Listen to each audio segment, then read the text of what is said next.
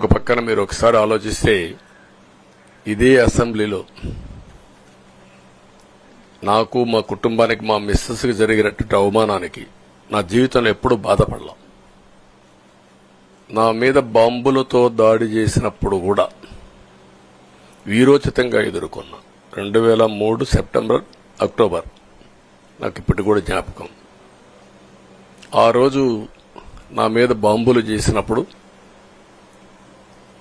చాలా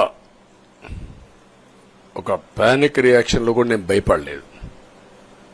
అలాంటి వ్యక్తిని మీరు చూస్తే అది ఆ సంఘటన చూసిన తర్వాత ఇలాంటి కౌరవ సభలో ఉండడం కరెక్ట్ కాదని అసెంబ్లీలో చెప్పి దానికి కూడా మైక్ ఇవ్వకపోతే చెప్పేసి బయటొచ్చి ప్రెస్ కాన్ఫరెన్స్ చెప్పి అనౌన్స్ చేశాను.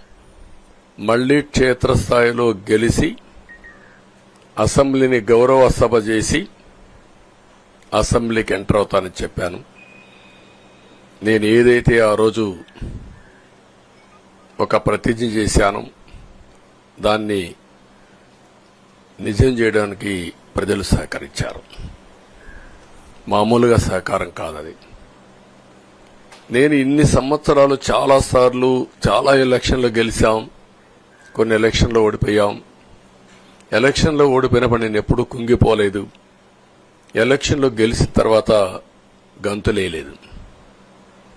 నిబ్బరంగా ఓడిపోయినప్పుడు ఒక బాధ్యత ప్రతిపక్షంలో ఉండి పనిచేయాలి, గెలిపించినప్పుడు ఒక బాధ్యత ప్రజలకు మెరుగైన సేవలు అందించి వాళ్ళని ముందుకు తీసుకుపోవాలని ప్రయత్నం చేశాం. ఎప్పుడూ ప్రజాప్రచారనే ఉన్నాం. అలాంటిది జరిగిన తర్వాత ఈరోజు మళ్లీ ఇదే అసెంబ్లీకి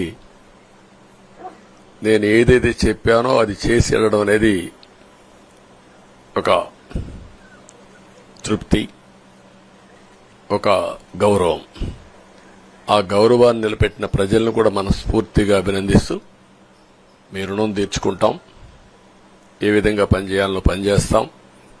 మీ ఎక్స్పెక్టేషన్స్ ప్రకారం పనిచేసి అయితే ఎప్పటికప్పుడు మీరందరూ కూడా మేము ఓటేసాం, మా పని అయిపోయింది, ఇంకా మీరు చూసుకోండి అని కాకుండా ఎప్పటికప్పుడు మమ్మల్ని నడిపించే బాధ్యత, మాకు సహకరించే బాధ్యత, మళ్లీ రాష్ట్రంలో ఉండే ప్రజలందరం బాగుపడాలంటే ఏం చేయాలో మేము చేసినప్పుడు ఎప్పటికప్పుడు ఫీడ్బ్యాక్ ఇచ్చి నడిపించే బాధ్యత తీసుకోవాల్సిందిగా వారిని కోరుతున్నా.